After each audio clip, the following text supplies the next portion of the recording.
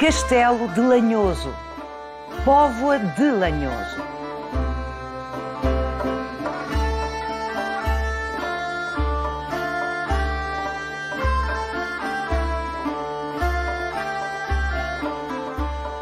No interior do Minho, entre Braga e Guimarães, o Castelo de Lanhoso foi edificado no topo do mais alto afloramento rochoso do território português.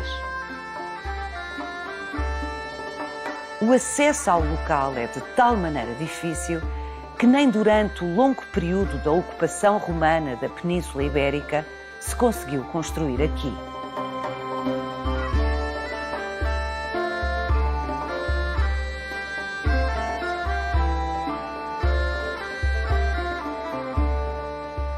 A implantação deste castelo, neste cume granítico, aconteceu cerca do ano 1000, no contexto da reconquista cristã da Península Ibérica, 200 anos antes da fundação de Portugal. E foi no Castelo de Lanhoso que Dona Teresa de Leão, Condessa de Portucale, mãe de Dom Afonso Henriques, escolheu refugiar-se nos tempos conturbados que viveu. Vai querer saber mais? Venha conosco nesta visita guiada.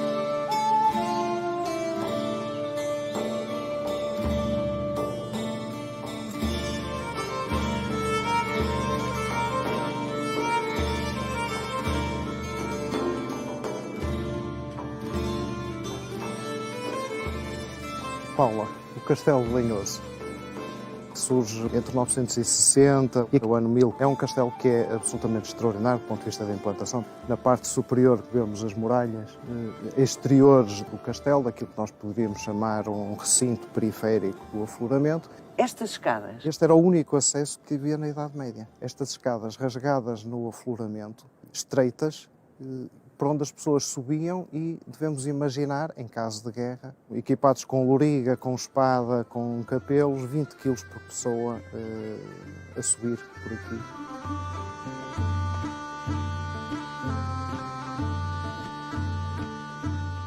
É um castelo que se pode considerar quase inexpugnável, no sentido que o único acesso obriga a fila indiana. E, portanto, do ponto de vista estratégico, é fácil de defender. O que é que eles tiravam lá de cima? Tudo que tivessem à mão, pedras, sobretudo pedras, que é o projétil mais elementar e mais eficaz que E há. aquela ideia que nós temos do azeite a ferver? Havia uma substância que se chamavam os fogos gregos, que eram utilizados em alguns casos, que era uma mistura de azeite, pez, enxofre e tudo a arder era mandado sobre o inimigo, mas os fogos gregos são referidos noutras zonas da Europa nessa altura. Aqui era mais à pedrada. Era mais é que não faltam pedras aqui, não é?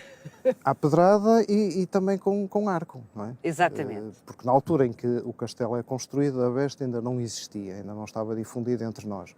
Mas o arco estava, e portanto a melhor maneira de combater à distância era mandar umas pedras ou atirar umas setas com arco.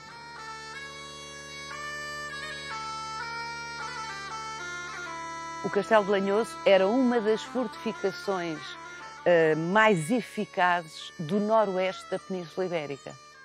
Sem dúvida. Repare que ele está construído no alto do maior afloramento granítico de Portugal e tem desníveis absolutamente excepcionais. Lá em cima nós estamos a uma cota absoluta de 370 metros. Alguma vez este castelo foi conquistado? A maior parte dos nossos castelos tem um escasso protagonismo militar e este castelo não foge à regra. É muitas vezes um dissuasor de ameaças, de invasões, mas verdadeiramente acontecimentos militares aqui nós conhecemos um acontecimento militar e muito mal documentado, em que são mais as lendas do que os factos concretos. Aqui, como em muitos dos nossos castelos, e se calhar em todos os castelos, as lendas misturam-se, pelo menos no imaginário popular, com os factos documentados. Quanto mais andamos para trás, mais difícil é ter documentos, não é? Sem dúvida, sem dúvida. Às vezes a história faz-se com um documento ou às vezes uma linha de um documento.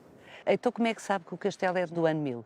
Há uma referência a uma capela de São Paio que existia no alto do castelo. E a invocação de São Paio é uma invocação que é muito interessante, porque o São Paio é um mártir galego que é levado para Córdoba e é martirizado em 925.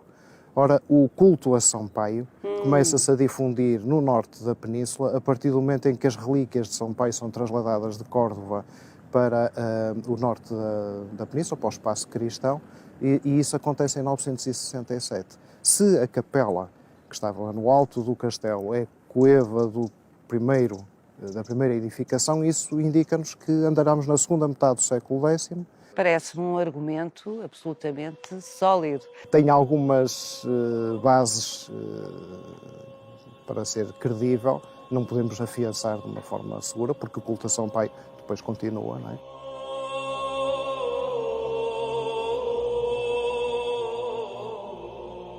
Mário Barroca, não é demais sublinhar no início desta visita que a implantação do castelo neste lugar acontece cerca de 200 anos antes da fundação do Reino de Portugal. Este território, no momento em que o castelo é construído, integrava o primeiro condado portucalense. O primeiro condado portucalense resulta da expansão do mundo cristão protagonizado pelo Afonso III das Astúrias. É ele que envia para a zona do Porto um conde de origem asturiana, Vímara Pérez, que ocupa o Porto e a partir daí estrutura toda a zona a norte do Rio Douro. Essa entidade política é o primeiro condado portucalense que vai até 1071. Tem uma relativa autonomia, mas é uma unidade do reino das Astúrias e depois de Leão.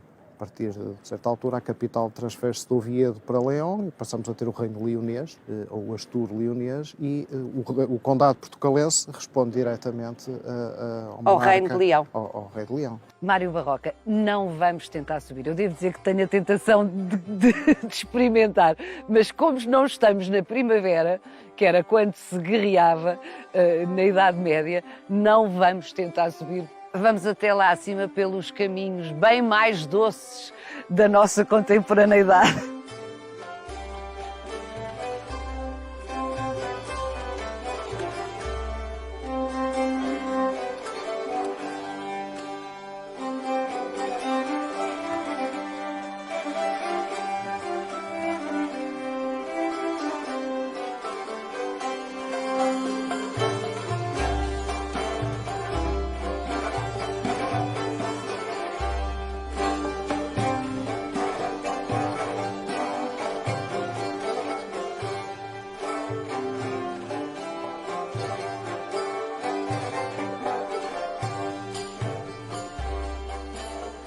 Foi por o Castelo de Lanhoso ser praticamente inexpugnável que a Condessa de Portucale, Dona Teresa de Leão, a mãe de Dom Afonso Henriques, o escolheu para se refugiar aqui, não do filho, Dom Afonso Henriques, como reza a lenda, mas da sua irmã, ou meia-irmã, Dona Urraca.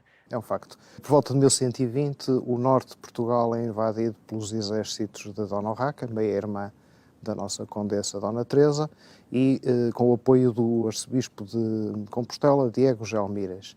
Invadem o condado de Portugal. Dona Teresa provavelmente estaria na zona de Braga e refugia-se no castelo de Lanhoso.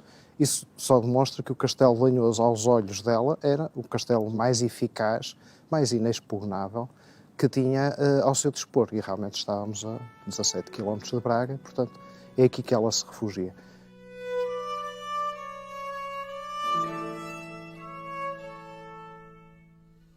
O resultado do cerco não correu muito bem para Dona Teresa, porque Dona Teresa se viu obrigada a assinar um tratado de paz com a irmã em 1120, ao fim de um cerco que durou algum tempo. Nós sabemos que o cerco em junho de 1120 estaria levantado aqui.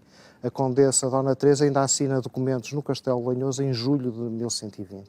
Portanto, terá durado 3 semanas, 4 semanas o cerco. O Tratado de Lanhoso é um documento que anda envolto em muita polémica. Foi assinado um tratado, mas cujo teor nós verdadeiramente não conhecemos. Não se conhece o não texto se conhece do tratado? O texto do tratado. Apenas se sabe que ela aconteceu. Terá capitulado perante a irmã e cedido em alguns pontos. Provavelmente nas zonas a norte da atual fronteira portuguesa, o território de Límia e de Toronho, que era um território galego sobre a qual a condessa tinha uma grande apetência e que, de resto, o filho de Dom Afonso Henriques continua até 1140, 41 a ter um grande interesse por essa zona.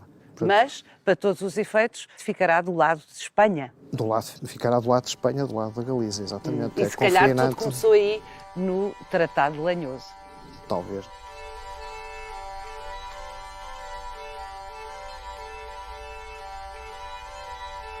Com os nossos critérios, com as nossas referências contemporâneas, isto seria absolutamente desconfortável para se viver. A Dona Teresa ficou mesmo dentro do castelo, presumo. A Dona Teresa terá ficado mesmo dentro do castelo. O castelo tem um recinto muralhado amplo e depois tem esta estrutura final que nós chamamos de alcáçova, é o reduto militar. No interior da alcáçova havia uma estrutura apalaçada, que restam uns pilares de sustento dessa construção. E terá sido aí que a Dona Teresa terá ficado alojada. A maior parte das pessoas entende que os castelos eram um lugar de residência, que os nobres viviam dentro dos castelos. E eles estavam episodicamente nos castelos. A maior parte dos nobres tinham as suas próprias residências ou estavam junto do monarca ou dos condes portucalenses. E, portanto, o castelo é um local de passagem, de refúgio.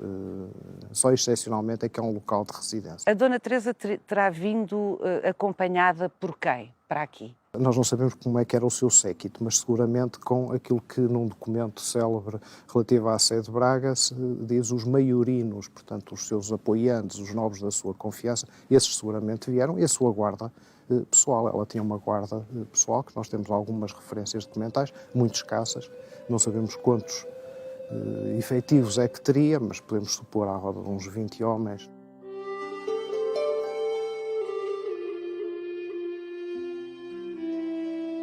A história que se conta que Dom Afonso Henriques veio aprender, uns anos depois, a sua mãe, aqui no Castelo de Lanhoso, não tem qualquer base documental. Não. Há uma lenda, uma tradição que é repetida em muitas obras e que vem desde o século XVII, que refere que depois da Batalha de São Mamede, a Dona Teresa teria sido encarcerada no Castelo de Lanhoso. Não temos a mínima referência a esse episódio. Sabemos que depois da derrota em São Mamede, a Condessa se refugia na Galiza, onde vem a morrer em 1130, 1 de novembro de 1130, com perto de 50 anos. O que para a época era, enfim, era a idade habitual. O marido tinha morrido com 37 anos, 38. Exatamente, a esperança de vida, portanto, preciso termos presente que era muito mais pequena do que hoje. O nosso Dom Afonso Henriques é que foi excepcional porque viveu 79 anos, não é? O nosso Dom Afonso Henriques tinha 11 anos quando Dona Teresa, sua mãe, se refugia aqui, já viúva, da sua irmã Dona Urraca. Quando é que ele começa, de facto, a enfrentar a mãe? A partir de 1116, a Condessa Dona Teresa, já viúva do Conde Dom Henrique, começa-se a aproximar de um nobre galego, Pedro Froiás de Trava. Na altura em que se dá o cerco de Lanhoso, ou imediatamente a seguir ao cerco de Lanhoso, 2 filhos de Pedro Froiás vêm viver para o Condado Portucalense. Um, Bermudo Pérez de Trava, que casa com o Urraca Henriques, que é irmã de Dom Afonso Henriques e é filha da Dona Teresa e do Conde Dom Henrique, e outro, o nosso conhecido Fernão Pés de Trava, que tem uma relação de grande proximidade, chamemos-lhe assim, com a Condessa Dona Teresa. Portanto, há uma enorme aproximação. É provavelmente a crescente influência galega junto da Condessa que leva a que uma série de nobres comecem-se a afastar da corte portucalense e comecem a abandonar a corte portucalense. Isso é muito visível, como o professor Matoso demonstrou, a partir de 1125-1126, em que há uma série de nobres que se afastam definitivamente da corte da Condessa e o jovem infante também começa-se a afastar da mãe. Portanto, a partir de 1126 são residuais os documentos em que ele aparece a confirmar os atos da sua mãe, o que denuncia um distanciamento. E este distanciamento vai culminar 2 anos depois na Batalha de São Mamede, em que o jovem infante se revolta contra a mãe, com o apoio de uma série de ricos homens do Entre Douro e Minho e da nobreza, derrota a mãe e obriga a ir para o exílio.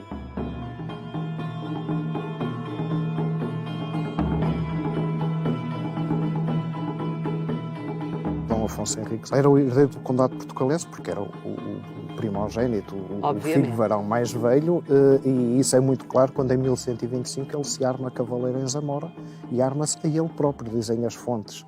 Se é verdade ou não, mas o que as fontes documentais dizem é que ele se armou a si próprio cavaleiro. Isto é uma prerrogativa de rei e, portanto, ele considerava-se, obviamente, o herdeiro do condado portucalense e certamente que via com alguma desconfiança a crescente influência do conde Fernão Pés de Trava junto da sua mãe.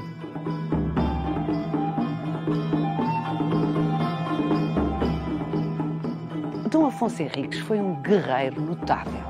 E isto não é mito, os documentos atestam-no. Realmente é um monarca excepcional. Teve uma longa vida ativa, porque ele está militarmente ativo até 1169, até o chamado desastre de Badajoz. Com quantos anos? Em que partiu a perna com 60 anos. Parte a perna e deixou de poder montar a cavalo e, portanto, a partir daí a carreira militar encerrou-se. Mas até 1169 é um vitorioso.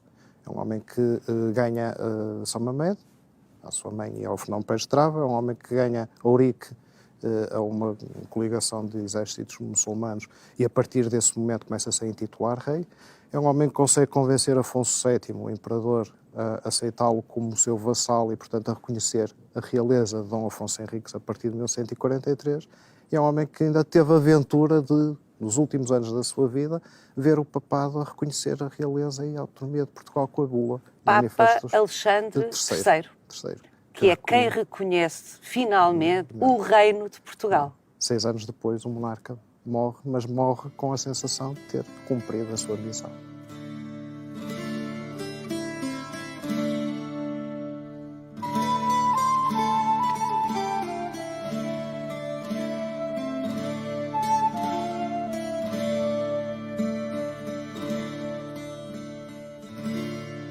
Repare, Paula, aqui a inscrição do Bispo Dom Pedro, que nos documenta a reforma do castelo. É uma inscrição muito singela, só diz, tem a cruz, diz Petrus Episcopus, Bispo Pedro.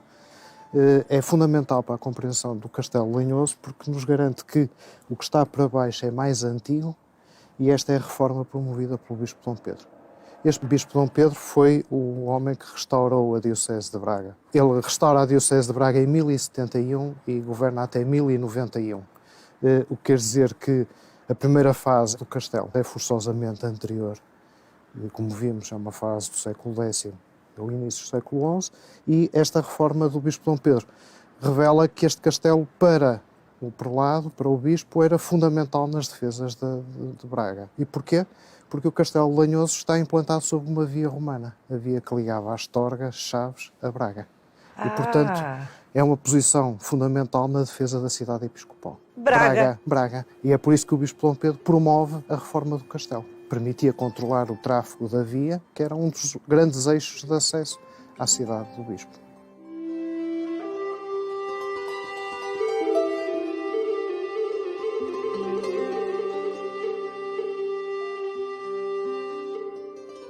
Nós pensamos no ano 1000 e parece-nos uma enormidade de tempo, mas as coisas são todas relativas. Antes do ano 1000, muita gente viveu por aqui. E é um bocado surpreendente, de alguma forma, que só no ano 1000 tenham conseguido construir aqui em cima um ponto ideal para a edificação de uma estrutura militar. O grande problema que este local apresentava era a questão dos acessos. Os acessos eram muito ingratos, era muito difícil. É sintomático que a primeira ocupação, que é uma ocupação da Idade do Ferro, no século II, primeiro antes de Cristo, esteja a meia encosta. Depois os castros são ocupados pelos romanos e nós temos presença romana aqui documentada. A meia encosta não é no alto do monte. E o Castro Lanhoso continua a ser ocupado durante o período suévico. Estamos a falar de um arco temporal? De 500, 600 anos de ocupação contínua, pelo menos. Sempre na encosta deste afloramento granítico? Sempre na encosta do afloramento granítico e nunca na parte superior, porque na parte superior do afloramento nós não temos nenhuma prova de que tenha havido uma estrutura estável antes deste castelo.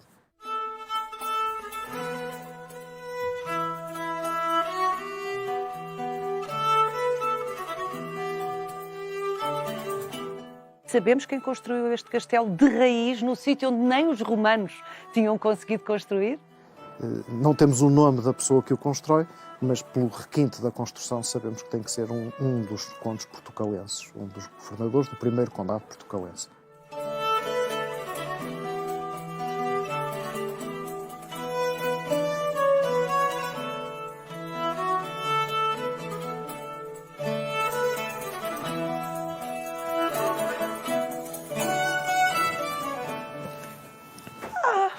Isto está musealizado, não fazia ideia. Sim, isto foi um projeto de musealização em 1996, que foi completamente remodelado em 2011.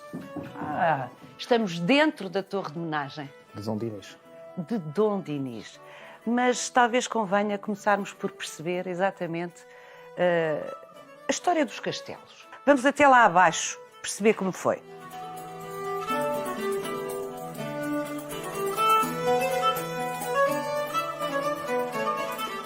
A invenção, entre aspas, do castelo é uma invenção medieval. E por isso eu costumo dizer que o castelo é talvez a estrutura que melhor identifica a Idade Média. É o maior símbolo da Idade Média. O maior símbolo da Idade Média, porque nós podemos também dizer o mosteiro, mas o mosteiro continua depois da Idade Média, enquanto que o castelo desaparece com os finais da Idade Média. O castelo surge com a Idade Média e desaparece no início da época moderna, quando aparecem as fortificações modernas, à maneira italiana, que é uma realidade completamente diferente. Elvas, Almeida, todas essas estruturas abaluartadas, São Julião da Barra, etc. Não é? Portanto, isso é a fortificação à maneira italiana, que surge a partir do século XVI para a frente. Até o século IX nós não temos castelos, temos outras soluções diferentes de defesa que passam pela fortificação do habitat. É o povoado que é amuralhado. A partir dos Flávios, uma dinastia de imperadores romanos, aquilo que se chamava o ager públicos, ou seja, o terreno agrícola de cota baixa, de vale, que era domínio público e não pertencia a ninguém, começa a ser entregue em pequenas parcelas proprietárias, ou seja, começa a ser privatizado. E essa privatização do ager vai começar a levar as populações a descerem do alto dos montes para povoamento de vale. A saírem dos castros, e das fortificações dos castros e para tomarem as terras atribuídas. Exatamente, para começarem a colonizar o vale junto das terras mais férteis e é uma vida cotidiana mais cómoda do que estar a descer do monte. Não é? E, portanto, é este processo que se vai começando a disseminar a partir do século I e II da nossa era, que vai transformar radicalmente a paisagem do noroeste da península, a ponto de quando nós chegamos ao período que estamos a falar, século IX, era impossível estar a fortificar um povoamento que é um povoamento que está disperso. Não nos esqueçamos que, a partir do século V, VI, começamos a ter um processo de erosão da vida urbana que é encarada com alguma desconfiança por causa da carga fiscal, por causa da insegurança que motiva e, portanto, as populações começam a ter alguma aversão a viver nos meios urbanos e começam a refugiar-se nos meios rurais. E este processo de dispersão da população acaba por ser um dos motivos que depois vai dar origem ao castelo na forma feudal cristã do Norte.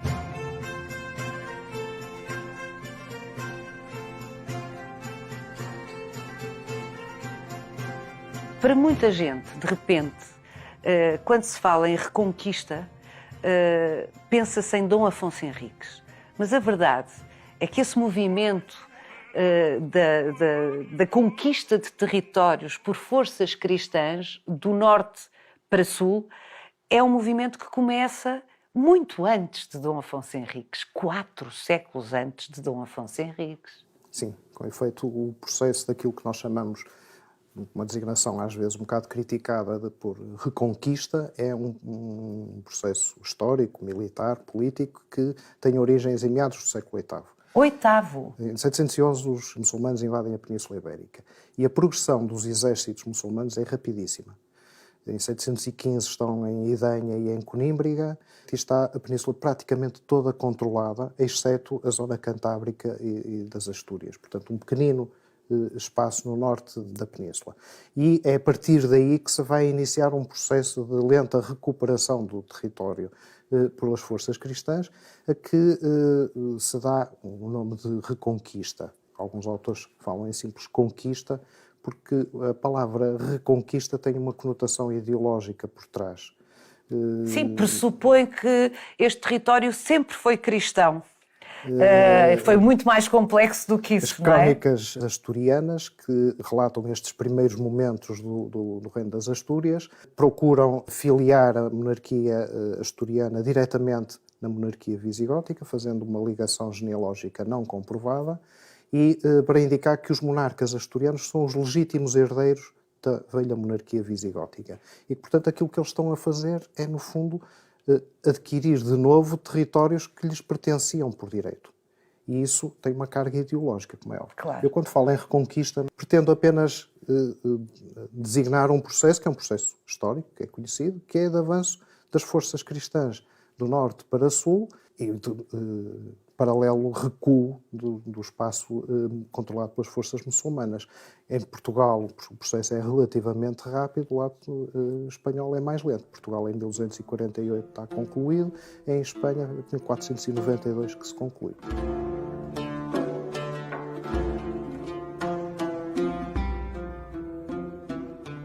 O castelo é um acontecimento que acompanha a expansão do reino asturiano até ao Val do Douro e depois até ao Val do Mondego, e é uma realidade da segunda metade do século IX.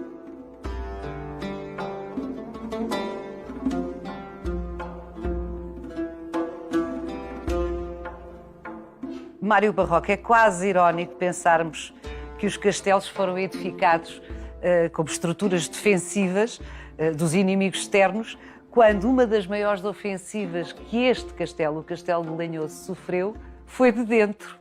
É verdade. É. Depois dos acontecimentos em torno da Dona Teresa, o grande acontecimento que marca a história do Castelo de Lanhoso é a vingança de um dos seus tenentes, um dos seus governadores militares, de seu nome Rodrigo Gonçalves de Palmeira, um antepassado do Novas Pereira, que decidiu vingar uma traição da sua mulher, Inês Sanches, e o acontecimento ficou memorizado no livro Linhagens de Conde Dom Pedro, com os pormenores. Rodrigo Gonçalves de Palmeira soube da traição da mulher, soube que a traição cometida com um monge do Mosteiro de Bouro, um mosteiro aqui junto, decorria já há 17 dias, que ninguém lhe tinha anunciado essa situação, e então decide vingar-se e incendeia o castelo. Incendeia o castelo com monge de Bouro, com Inês Sanches, com cães, gatos e galinhas e com os serviçais que não lhe tinham comunicado.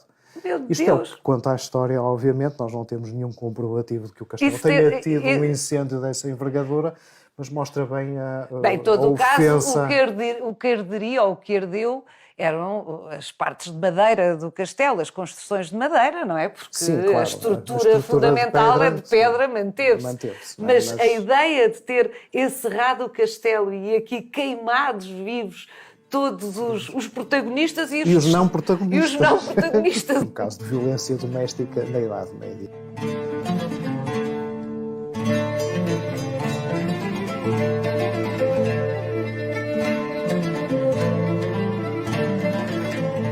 Dom Dinis foi o último grande interventor neste castelo antes do século XX. Portanto, basicamente, entre Dom Dinis e os anos 40 do século XX, foi só um processo de abandono. Mas Dom Dinis intervém aqui de uma forma... Marcante.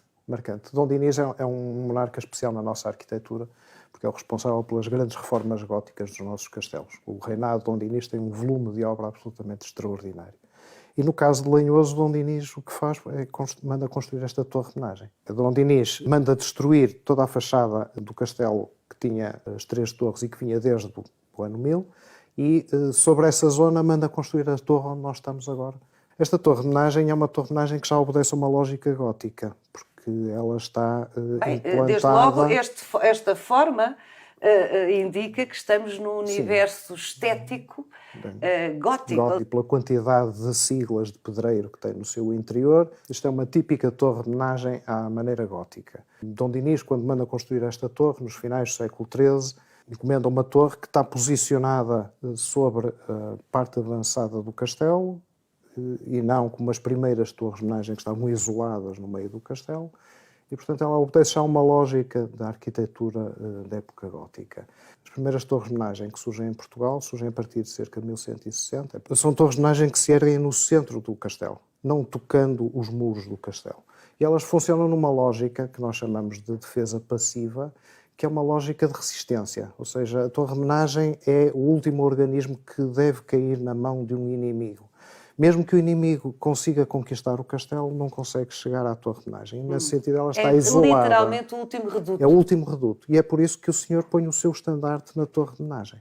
E é por isso que o senhor, quando reside no castelo, reside na torre-homenagem. A lógica do castelo gótico é um bocadinho diferente. É uma lógica de um castelo que funciona articuladamente. É uma máquina de guerra eficiente. As portas, os torreões, as seteiras, torre-homenagem, tudo funciona articuladamente e não como organismos autónomos. E isso levou a que o monarca tivesse deslocado a torre-homenagem para junto da zona de acesso do castelo, que era uma zona mais frágil, reforçando a defesa do castelo e, portanto, o castelo funciona como um todo.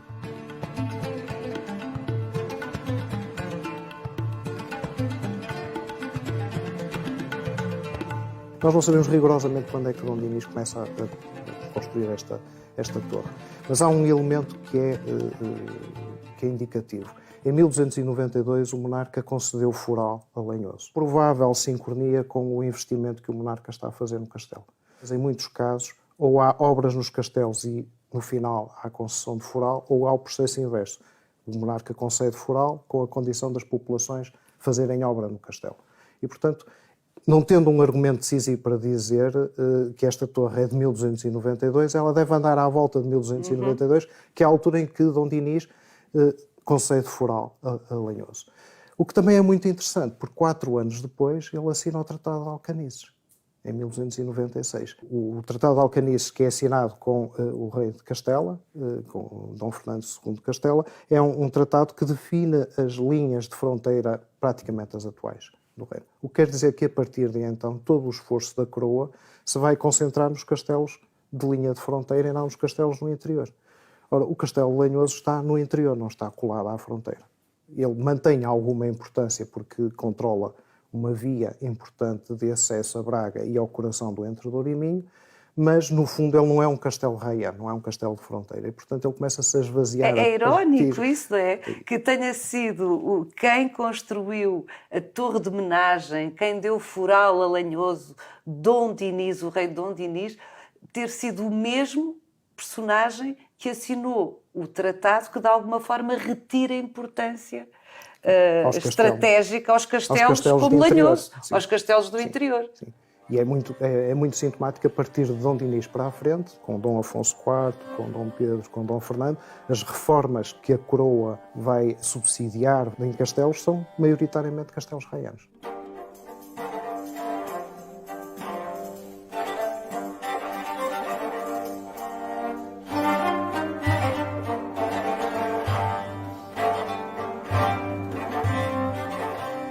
A partir da construção da torre-homenagem por Dom Dinis, nós entramos num lento processo de degradação e de abandono da estrutura militar de Lanhoso, que, quando chega aos inícios do século XVI, já está completamente abandonada. No numeramento 1527 diz-se que o castelo de Lanhoso, que fica no alto de uma penha, não vive lá ninguém. Ou seja, é um castelo abandonado, já não tem serventia militar.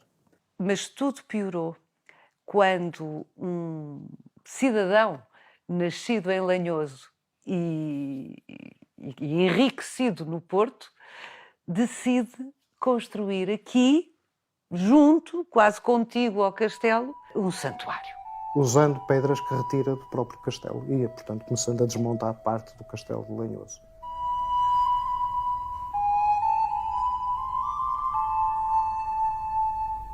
Então como é que o encontramos tão composto? Quando nós chegamos ao século XX, 1938, 1939, a Direção-Geral dos Edifícios e Monumentos Nacionais decide empreender um grande restauro no castelo de Lanhoso.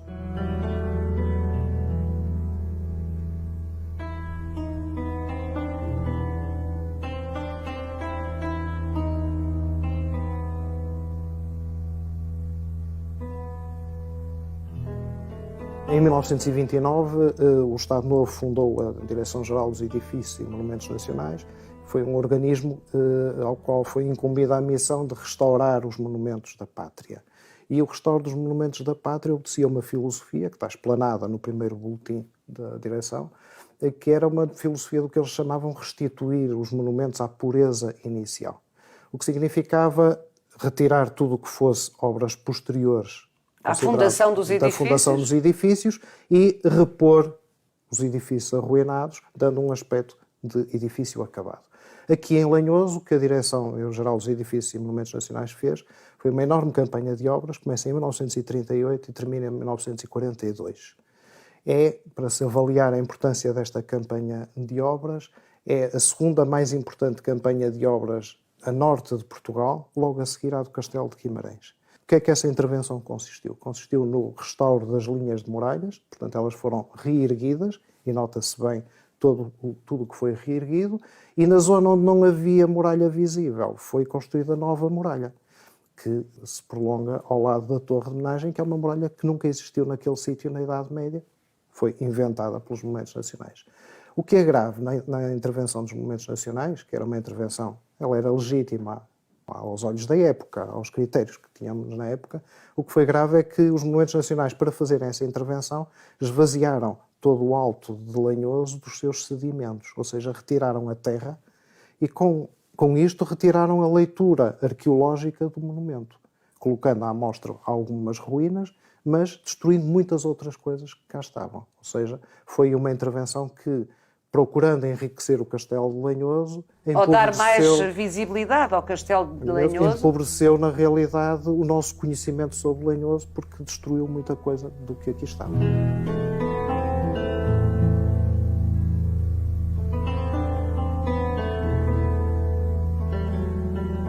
Bom, Mário Barroca, é evidente, como já nos disse, que os critérios nos anos 40 do século XX eram esses. A expressão é devolver a pureza. Tudo isso arrasta um programa ideológico que hoje é muito estranho à luz das nossas convicções. Hoje não se pode intervir em monumentos históricos sem a presença de arqueólogos. Sim, é que nós aprendemos a respeitar os monumentos na sua lição dinâmica. E, portanto, o monumento não pode retratar um momento inicial, a tal pureza, que não faz grande sentido, mas o monumento deve ilustrar a forma como ele viveu, como evoluiu, como foi crescendo, como foi alterando, porque essas alterações são tudo fruto da sociedade e das diferentes épocas. E, portanto, um monumento como Lanhoso, se tiver a lição das várias épocas, ajuda-nos a abordar a história como um todo e não apenas um momento. E, nesse sentido, a intervenção da DGEM é um momento histórico. É um momento histórico, exatamente.